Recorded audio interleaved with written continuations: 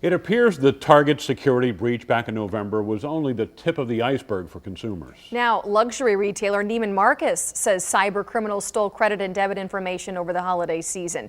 Fox 28 News reporter Jason Hackett spoke with some cautious shoppers tonight about these ongoing security issues. Jason. Tiffany and Scott, there are no numbers out yet for how many people were hit by the Neiman Marcus breach. As for that Target breach, as you may already know, more than 100 million customers have been affected. Customers we spoke to out here say it's causing them to be more careful. And believe it or not, in all this chaos, some small businesses say it's reason for optimism.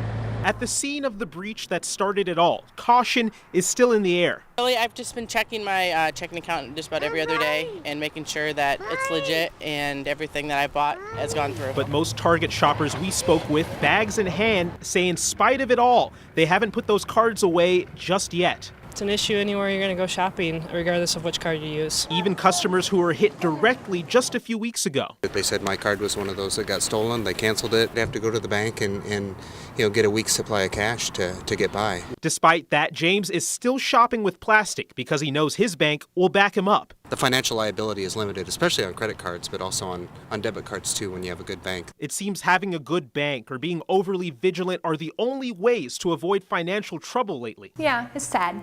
It's sad. But small business owners like Gay Sharp Richardson says there is something else you can do. Maybe what good comes from this is that people shop. They're small, local businesses. Her Marion Chocolate Shop and the nearby Irwin's Clothing say they never hear about hacking concerns from their customers. People may have a little more trust in us just because we're not as apt to get hacked. If public trust erodes at the top of the retail chain, it could be a case of David finally getting the upper hand on Goliath. These big box stores are eating us alive. Something like this can, only be a plus for us, the way I look at it.